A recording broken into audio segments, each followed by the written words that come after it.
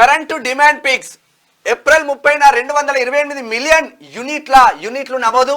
రాష్ట్రంలో కరెంటు వినియోగం గతేడాదితో పోలిస్తే చాలా డేంజర్గా ఉంది. ఎండల ఎఫెక్ట్తో రికార్డు స్థాయికి చేరిన విద్యుత్ వినియోగం నీటితో పోలిస్తే నిత్యం 50 నుంచి 75 మిలియన్ల యూనిట్లు అధికం. రాష్ట్రంలో విద్యుత్ ఉత్పత్తి 100 మిలియన్ యూనిట్ల లోపే 150 మిలియన్ యూనిట్ల దాకా కొనుగోలు చేసి పవర్ కట్స్ లేకుండా రాష్ట్ర సర్కార్ చర్యలు.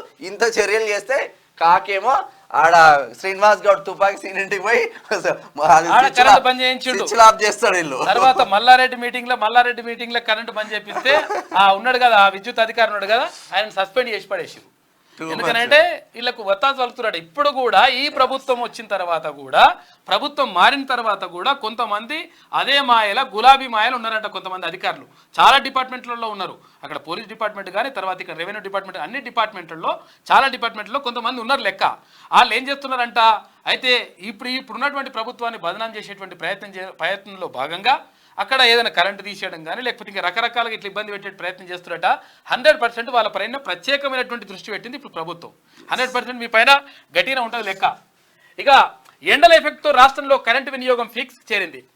నిజానికి యాసంగి పంటల కాలం ముగిసినందున ఏప్రిల్ 2వ వారం నుంచే కరెంటు వినియోగం తగ్గాలి. కానీ గృహ వినియోగం పెరగడంతో ఆ మేరకు కరెంటు డిమాండ్ చుక్కలను తాకుతున్నది. ముఖ్యంగా 4-5 రోజుల నుంచి తీవ్ర వడగాల్పులు, ఉక్కుపోతల నేపథ్యంలో రాష్ట్రమంతా ఫ్యాన్లు, కూలర్లు, ఏసీల వాడకం భారీగా పెరగడంతో పాత రికార్డులన్నీ కొట్టుకుపోతున్నాయని చెప్పేసి ఒక వార్త కనిపిస్తా ఉంది.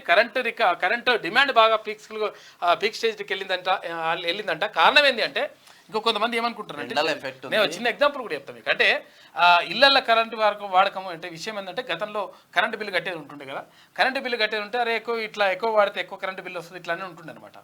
అయితే ఇప్పుడు ఏమైందంటే 200 యూనిట్ల వరకు ఫ్రీ అంటున్నారు కాబట్టి 100 యూనిట్లు వచ్చి 200 యూనిట్ల దాకా దంచి పడేస్తున్నట్టు. అంటే కూలర్ లాంచ్ చేయకుండా కూలర్ లాంచ్ చేసుకోవడం, అంటే కొంతవరకు పెంచుకుంటున్నారు వాళ్ళు. ఆ 200 యూనిట్ల దాకా తీసుకొచ్చే ప్రయత్నం చేస్తున్నారు. అందులో భాగంగా ఈ కరెంట్ అది పెరుగుతూ ఉంది డిమాండ్.